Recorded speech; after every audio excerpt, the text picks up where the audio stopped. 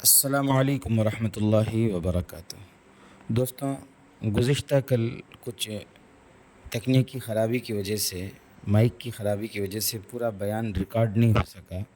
اس کے لیے میں معذرت خواہ ہوں۔ آخر کے چند منٹ ریکارڈ ہیں، وہ آپ کی خدمت میں پیش ہے، سماعت فرمائیں۔ وہ واقعہ آپ جانتے ہیں، انہوں نے حضرت یوسف علیہ السلام کو کنویں میں ڈالا۔ حضرت یوسف علیہ السلام کی اللہ نے حفاظت فرمائی۔ ایک بات یاد رکھیں، اگر آپ کا تعلق اللہ سے صحیح ہے تو آپ کے خاندان والے، آپ کے محلے والے، آپ کے گاؤں والے، پوری دنیا کی طاقتیں مل کر آپ کا کچھ بگاڑ نہیں سکتی، آپ کو کوئی نقصان نہیں پہنچا سکتی۔ اگر آپ کا تعلق اللہ سے صحیح نہیں ہے تو پھر پوری دنیا کی طاقتیں مل کر آپ کو روک نہیں سکتی، آپ کی حفاظت نہیں کر سکتی۔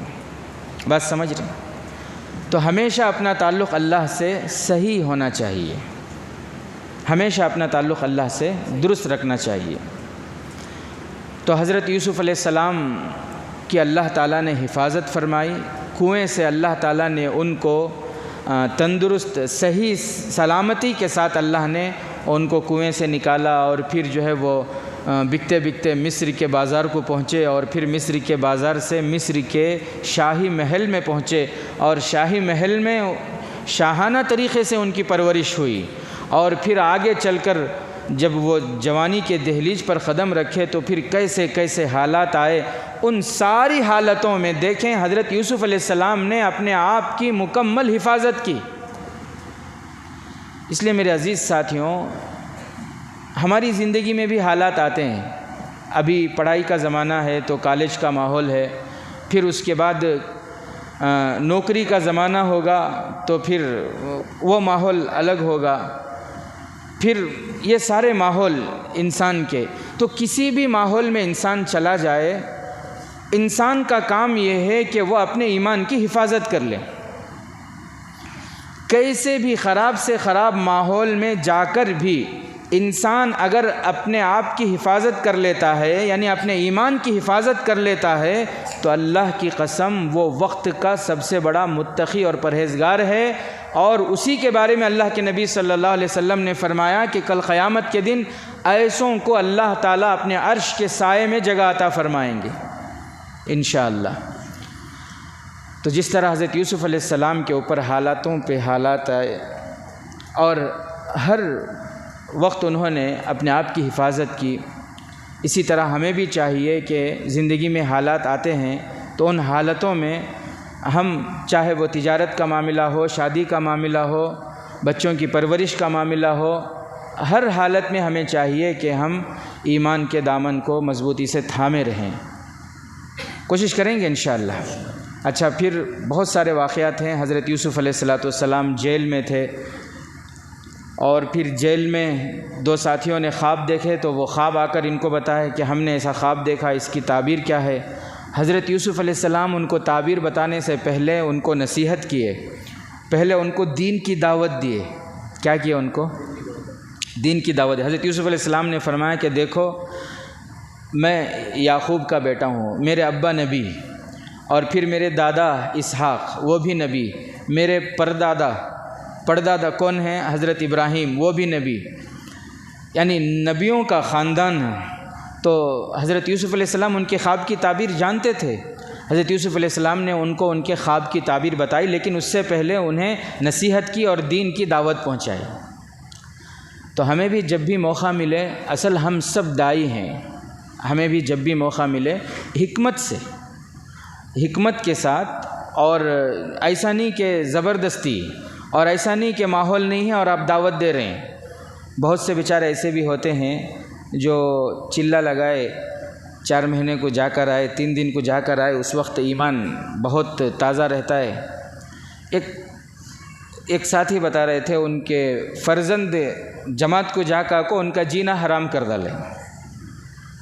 حضرت پہلے اچھا تھا، حضرت نے یہاں پڑھ لکھ رہتا تھا، عزت سے بات کرتا تھا، اب گھر کو آیا تو بس کھالے کہ خالی موٹے ہو رہی، نمازنگ جاتے نہیں، کیا بھی نہیں، نمازنگ بھیجو امی کہتا انہیں کیا حضرت سکھ لگایا سن نے وہ جوش آ گیا اسے بہت زیادہ، کام صحیح کر رہا ہے لیکن اس طریقہ صحیح نہیں ہے۔ صحیح بات ہے، پہلے مائل کرو پھر قائل کرو۔ بڑے کیا فرماتے ہیں؟ پہلے محبت، صحیح بات، آپ محبت کریں، انہیں قریب کریں اپنے، پھر اس کے بعد قائل کریں، پھر اس کے بعد آپ گھائل بھی کریں گے تب بھی آپ کے وہ تابع رہیں گے۔ بات سمجھ رہے ہیں؟ ابھی مائلش نہیں، اٹھا کو ڈائریکٹ گھائل کر ڈالے تو بہرحال میرے عزیز ساتھیوں، حضرت یوسف علیہ السلام کے اس واقعے سے ہمیں جو سبق ملتا ہے، میں نے جتنی آیت پڑھی، جتنا ترجمہ کیا، اس سے جو ہمیں سبق ملتا ہے وہ یہ کہ انسان کو چاہیے کہ وہ شائننگ، شو آف، شو بازی نہ کرے، بلکہ سادگی کے ساتھ زندگی گزارے۔ آج کل بہت ساری، معاف کریں، بہت ساری دعوتیں افطاری کے نام سے دعوتیں ہو رہی ہیں، افطاری کے نام سے افطار پارٹی، افطاری کی دعوت۔ چلو ثواب کا کام ہے، ثواب ملے گا، لیکن ثواب کتنا؟ کھانے تک، ایک دن کا ثواب ہے، وہ لاکھوں کے روپے خرچ کر رہے ہیں اس میں، دوستوں کو، رشتہ داروں کو، سب کو دعوت ہے اس میں، لاکھوں کے روپے خرچ ہو رہے ہیں۔ حالانکہ ایسے ماحول میں، ایسے سچویشن میں، جب کہ انہی کے خاندان میں یا انہی کے گلی میں یا انہی کے محلے میں یا وہ جس شہر میں رہتے ہیں اسی شہر میں بہت سے غریب ایسے ہیں کہ وہ اپنے بچوں کی ماہانہ اسکول کی فیس ادا نہیں کر پا رہے ہیں، غربت کی وجہ سے، پیسے نہ ہونے کی وجہ سے۔ بہت سے غریب ایسے ہیں کہ وہ اپنی بچیوں کا نکاح نہیں کر پا رہے ہیں۔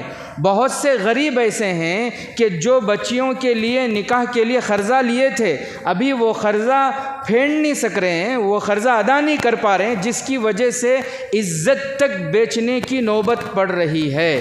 ایسے ماحول میں افطاری کی دعوت میں لاکھوں کے روپے خرچ کرنا اچھا لگتا ہے؟ یہ ایک دن کا ثواب ہے، لیکن انہی پیسوں سے آپ بہت سے ایسے کام کر سکتے ہیں نا جس میں آپ کو ہمیشہ ہمیشہ ثواب ملتا رہے۔ آپ نے کسی غریب بچے کو پڑھایا، چاہے مدرسے میں کسی ایک بچے کی آپ نے ذمہ داری لے لی یا پھر اس دنیا کی تعلیم کا ہی آپ نے انتظام کر لیا، تو وہ بچہ زندگی بھر جتنا بھی اچھا کام کرے گا آپ خبر میں ہوں گے، ثواب آتا رہے گا آپ کو، ہے نا بھائی؟ آپ نے کسی جو ہے بچی کا نکاح کرا دیا تو وہ جوڑا جب تک صحیح سالم رہے گا اور اس جوڑے سے جتنی اچھی نسلیں ہوں گی ان سب میں آپ کا حصہ رہے گا۔ یہ کھانا جو ہے نا صرف ایک مرتبہ کا ثواب ہے یہ بس۔ تو اللہ تعالی ہمیں صحیح سمجھ عطا فرمائے، اللہ تعالی ہمیں سادگی کے ساتھ زندگی گزارنے کی توفیق عطا فرمائے۔ آمین۔ وآخر دعوانا ان الحمد للہ رب العالمین۔